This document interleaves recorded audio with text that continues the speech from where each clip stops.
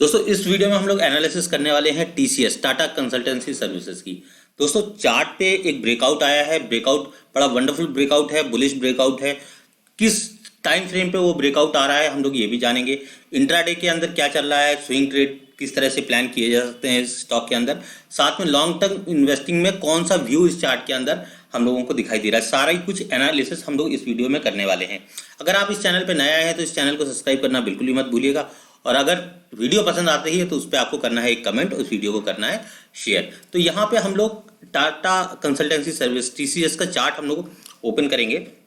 यहाँ पे देखिए पहले से ओपन किया है, इस चार्ट को हम लोग जूम करेंगे। हम लोग इस चार्ट की सबसे पहले जो एनालिसिस करने वाले हैं वो इंट्राडे ट्रेडिंग के लिए करने वाले हैं। इसमें हम लोग जो चार्ट खोलेंगे वो डे ट्रेडिंग के हिसाब से खोलेंगे। इंट्राडे का चार्ट हम लोग 5 मिनट और 15 मिनट का चार्ट खोलेंगे। अब 5 मिनट के चार्ट पे हम लोगों को यहाँ पे दिख रहा है कि ये एक इसने डबल टॉप यहाँ पे बनाया है। तो डबल टॉप, ये देखिए डबल टॉप पैटर्न बना दिया, तो इंट्राडे में एक ये सेलिंग प्रेशर दे सकता है, क्योंकि जब भी किसी चार्ट में ब्रेकआउट आता है तो लोग प्रॉफिट बुकिंग करते हैं। हालांकि वो स्टॉक को अपने टारगेट तक जाना पड़ता है, लेकिन कोई स्टॉक है 90 डिग्री पे अपने टारगेट पर नहीं पहुंचेगा, वो लोअर स्विंग लोअर हाइज बनाते ही अपने टारगेट तक पहुंचता है। तो यहाँ पे हम लोग देख सकते हैं, यहाँ पे इस टाइम तो डबल टॉप पैटर्न बना है। ये स्टॉक अगर कल के दिन ओपन होता है और इन लेवल्स को ब्रेक करता है तो कल इंट्राडे के अंदर इस शेयर में बाइंग बन सकती है, जो कि लेवल्स होंगे 3537 रुपए के। 3537 रुपए के ऊपर क्लोजिंग देता है और स्टॉक चलना स्टार्ट कर देता है लगभग 3540 रुपए के ऊपर। जब भी स्टॉक 35 से 40 रुपए के ऊपर चलना स्टार्ट करेगा, इस स्टॉक में एक शार्प बाइंग आएगी और स्टॉक ये शूट अप कर जाएगा ऊपर की तरफ। तो इसके नए टारगेट आपको मिलेंगे, वो हम लोग टारगेट में डिसाइड करेंगे इंट्राडे के अंदर।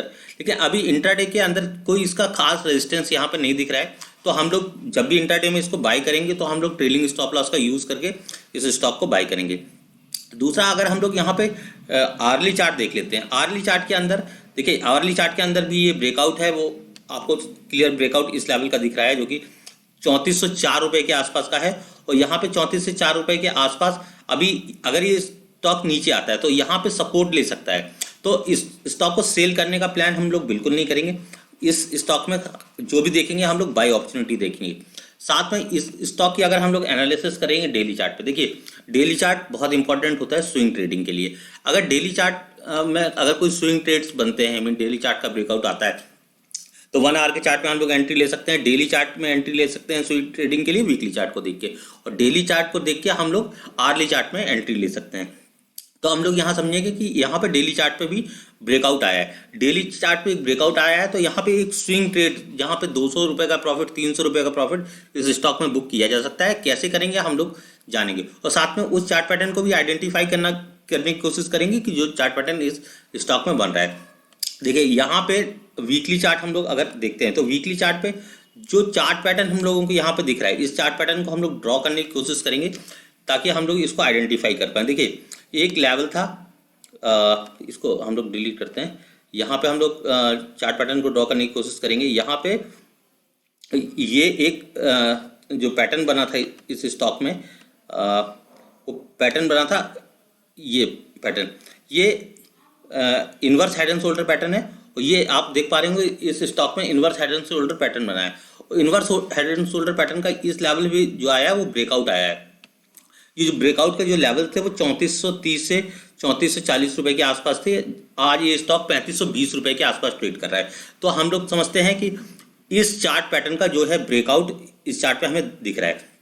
तो अगर हम लोग इसमें टारगेट प्लान करेंगे स्विंग ट्रेड के अंदर, तो स्विंग ट्रेड के अंदर जो हम लोगों के टारगेट हो सकते हैं, तो जो पहला टारगेट होगा वो हो सकता है हम लोगों का, यहाँ पे हम लोग इस पहले टारगेट को बना लेते हैं। ये हमारा जो स्विंग ट्रेड के अंदर जो टारगेट होगा वो टारगेट होगा 3783 रुपये के आसपास का। अभी देखिए जब भी ये स्टॉक 3783 पे पहुंचेगा तो कई बार ये स्विंग लेगा, लोअर स्विंग बनाएगा, और उसके बाद इस 3700 के आसपास 3783 रुपये के आसपास ये स्टॉक पहुंचेगा। तो अभी हमें एंट्री, देखिए अभी जो एंट्री है तो हमारा स्टॉप लॉस बड़ा हो रहा है, लेकिन ट्रेड जब भी हमें लेना है, किसी स्टॉक में ट्रेडिंग करनी है, किसी स्टॉक को स्विंग के लिए खरीदना है, तो हमें अपने स्टॉप लॉसेस छोटे रखने हैं। ठीक है, अभी का जो स्टॉप लॉस है हमारा टारगेट यहाँ से 200 रुपये का है, लेकिन अगर हम यहाँ लोअर स्विंग का स्टॉप लॉस रखते हैं तो ये 200 रुपये से ज़्यादा का है।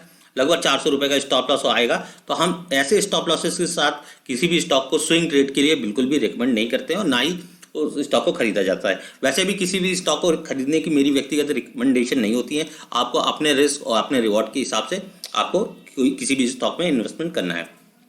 तो कहने का मतलब ये है कि यहाँ पे स्टॉक में जब भी आपको एक ट्रेंड लाइन दिख रही है, यहाँ पे हमें एक ट्रेंड भी मिल गया है, तो हम लोग इस ट्रेंड को ड्रॉ कर लेंगे और डेली चार्ट के अंदर इस ट्रेंड पे अगर कहीं पे स्विंग बनता है, देखिए यहाँ पे इस ट्रेंड को सपोर्ट किया है, दोबारा स्टॉक यहाँ कहीं पे आके फिर इस ट्रेंड पे आता है, तो उस ट्रेंड का जो सपोर्ट होगा वहाँ का हमारा स्टॉप लॉस होगा और फिर ये हम लोग टारगेट बना सकते हैं।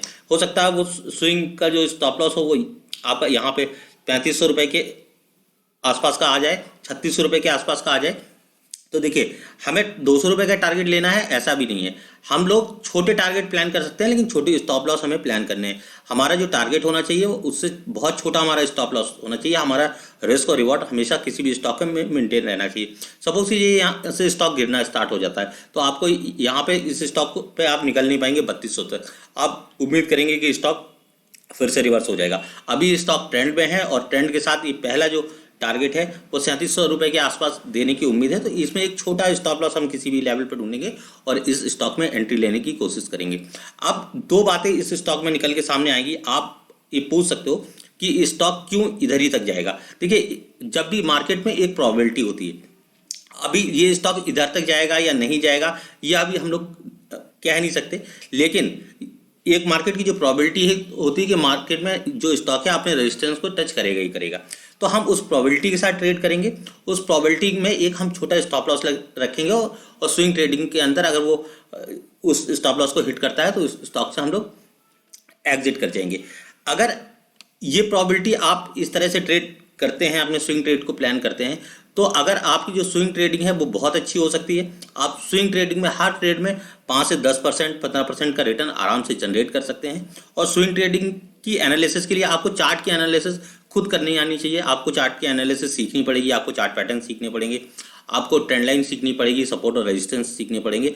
और इस तरह से आपको रिस्क मैनेजमेंट और प्रोबेबिलिटी ऑफ ट्रेड वो भी आपको सीखना पड़ेगा, ताकि आप अपनी कैपिटल को भी मैनेज कर पाएँ कि आपको किस स्टॉक में कितनी कैपिटल डालनी है, आप अपने रिस्क रिवॉर्ड को मेंटेन कर पाएँ शेयर मार्केट के अंदर, आप चार्ट के एनालिसिस में परफेक्ट हो जाएं शेयर मार्केट के अंदर। तो ये सारे फैक्टर्स होते हैं कि आपको स्विंग ट्रेड में एक अच्छा प्रॉफिट मिल सकता है। अगर ये वीडियो आपको पसंद आती है, चार्ट एनालिसिस आपको पसंद आती है, तो इस वीडियो के नीचे आप कर दीजिएगा एक कमेंट, इस वीडियो को कर दीजिएगा लाइक और इस चैनल को सब्सक्राइब कर लीजिएगा अगर आपको आने वाले समय भी में इस तरह की चार्ट एनालिसिस देखनी है और स्टॉक में स्विंग ट्रेडिंग में पैसे कमाने हैं। बहुत बहुत धन्यवाद।